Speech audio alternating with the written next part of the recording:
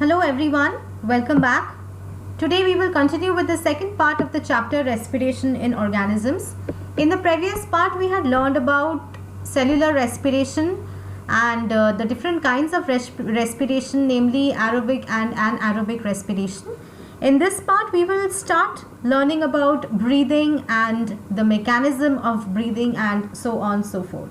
So let's get started.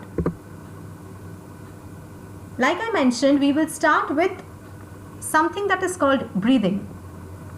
So breathing can be defined as a process in which organisms, with the help of their respiratory organs, take in the oxygen-rich air present in the surroundings and release out air that contains high amount of carbon dioxide in it. Breathing occurs continuously in the organisms. So if you remember in the previous video, I had mentioned that when you talk about respiration, you need to mention that we respire or take in oxygen-rich air and remove air which is rich in carbon dioxide. And breathing is the process of taking in that oxygen-rich air and removal of the carbon dioxide-rich air. Breathing occurs continuously in the organisms. Inhalation is the process of taking the air that contains oxygen inside the body. So breathing consists of inhalation and exhalation. What is inhalation? If you break the word, there's a particular part which talks about in, which means taking in. So the process of taking in the air which is rich in oxygen inside the body is inhalation. Similar for exhalation. If you break the word, a part of the entire word is ex, which means exit or removal. So it's a process of releasing out the air that contains carbon dioxide out of the body. Inhalation and exhalation takes place alternatively in the breathing process. So you cannot continuously inhale or you cannot continuously exhale. It's an alternative process. You need to breathe in the oxygen-rich air and at the same time breathe out the carbon dioxide-rich air from your body. Breathing rate can be defined as the number of times a person breathes in a minute. So you must have heard about heart rate or pulse rate, which is the number of times your heart beats in 1 minute. Breathing rate is similar. It is the number of times a person breathes in and out in a minute. Not only breathes in and out. So you cannot continuously breathe in, you have to breathe out. A breath can be defined as an inhalation followed by an exhalation. So what is a breath? An inhalation followed by an exhalation. That is one breath. The breathing rate is not always constant in human beings, like we studied in the previous class. We generally breathe faster when our body needs more energy, for example while exercising. So the moment you start exercising, you require more oxygen. And why is the oxygen required in larger amounts? So that the breakdown of the food takes place and produces more energy.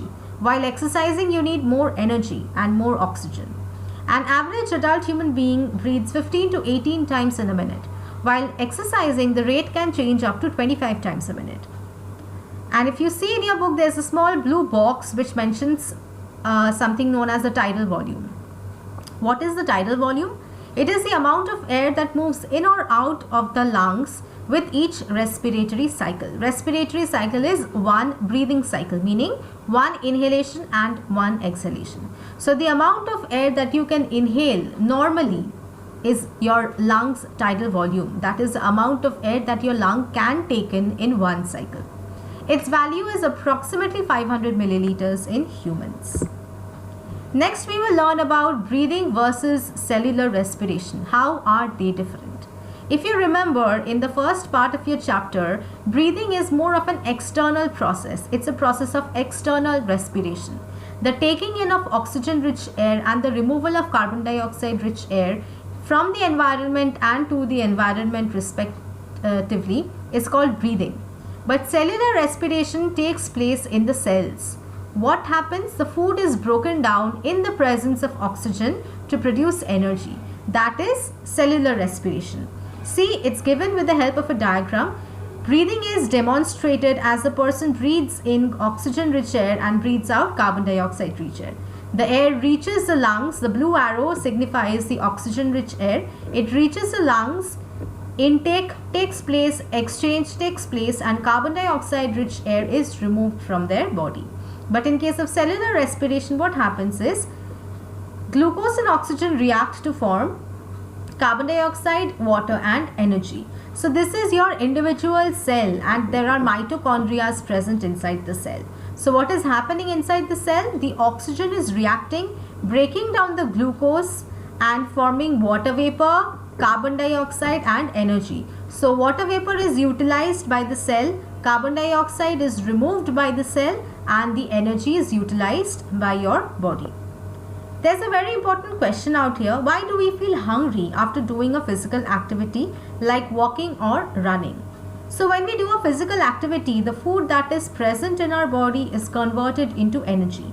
Since all the food gets consumed in generating the energy, we start feeling hungry. Hence, in order to gain more energy, we need more food. So that is what we had mentioned in the previous class also. When you're doing a lot of physical activity, what is happening is more oxygen is required by your body, your breathing rate increases. But the food that is already taken by your body, it undergoes rapid breakdown.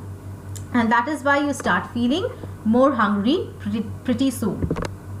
Next, we will start with the mechanism of breathing in human beings, which is very, very important. Look into the picture and go along with the written part. So we take in the air present in the environment through our nostrils, which travels through the nasal cavity. So everybody has a pair of nostrils. The air that you take in enters through your nostrils and passes through the nasal cavity. The cavity inside your nose through which the air passes to your lungs is the nasal cavity. It moves through the windpipe and reaches the lungs. So your nasal cavity is over here. Through the nasal cavity, the air moves inside. It goes through the trachea. Trachea is another name of the windpipe. So the windpipe, it enters the lungs. The lungs are located in the chest cavity, which is surrounded by the ribs. So all of you must be aware of the fact that your lungs and heart are protected by a rib cage. On the floor of the chest cavity lies a muscle sheet called diaphragm. Please make sure you do not make a mistake with that spelling, diaphragm. So there's a muscular sheet which is there on which the rib cage as well as on which specifically the lungs rest. It's called the diaphragm. During the breathing process, the movement of the ribs and diaphragm takes place. This is so because the lungs expand and contract during breathing. Now if you try to breathe in and breathe out once by yourself, you will understand that your chest cavity is increasing when you're inhaling and decreasing when you're exhaling. As we take in the air, it fills up the lungs and this moves the diaphragm downwards and the ribs outwards. So the diaphragm is like a rubber sheet. It moves downwards and your ribs move outward. Why? So that the lungs can expand. The lungs can take in the extra amount of air. The lungs, when releasing the air out from the body, brings the diaphragm back to the place and the ribs to original position. So when you're breathing out, your lungs collapse again. As a result, your diaphragm moves back to the place and the rib cage also comes back to its original position. Diagrammatically showing, see what is happening during breathing in versus breathing out. So when the air is inhaled, it goes inside your lungs, which is there in your rib cage, and the chest expands. As a result, to accommodate the expanding chest, the diaphragm, it moves downwards or it contracts and the abdomen expands. And when you're breathing out, the air is removed by your body. As a result, the chest contracts. As the chest comes back to its original position, the diaphragm relaxes and the abdomen contracts. So the diaphragm moves upwards, it relaxes and the abdomen contracts and you come back to your original position. Next is a very interesting question. Why do we sneeze? Many of us sneezes, all of us sneeze. As we inhale the air present in the surroundings, sometimes various unwanted elements such as smoke and dust are also included in it. So you will see in most of the times when you sneeze, it's due to some dust particles or you're in a dusted area. If you take a very old piece of cloth and you just dust it in front of you, there are a lot of chances that you will end up sneezing. They get stuck in the hair in your nostrils and some of them can get through the nasal cavity. Thus they cause irritation in the nasal cavity which makes us sneeze. This helps in getting rid of the unwanted particles out of the nasal cavity. So your nasal cavity has a lot of hairs present and mucus present. So when these dust particles, they get stuck in the hair, they are removed by the nose. But there are in some cases, some dust particles or smoke might enter your through the nasal cavity inside your inner portion of the respiratory system, and it causes an irritation in the nasal cavity, and that irritation makes us sneeze. In order to get rid of the unwanted particles out of our nasal cavity, we sneeze. What do we breathe out? It's very important. Let's have a look. Oxygen, inhaled air contains 21% oxygen. Exhaled air contains 16% oxygen. Inhaled air contains 0.03% of carbon dioxide. Exhaled contains 4%. And water vapor, inhaled air has less water vapor. Exhaled air has more water vapor. So as you can see from this one, it's clearly understood that inhaled air is actually air rich in oxygen. See, it's richer in oxygen than exhaled air. And exhaled air is richer in carbon dioxide than inhaled air. This is the end of part 2. If there are any questions, children, please mention in the comment section. I will get back to you as soon as possible. Keep studying the chapter, and let's meet again in the next part of the video. Take care of yourselves. Use a mask, use a sanitizer. See you again. Take care. Bye-bye.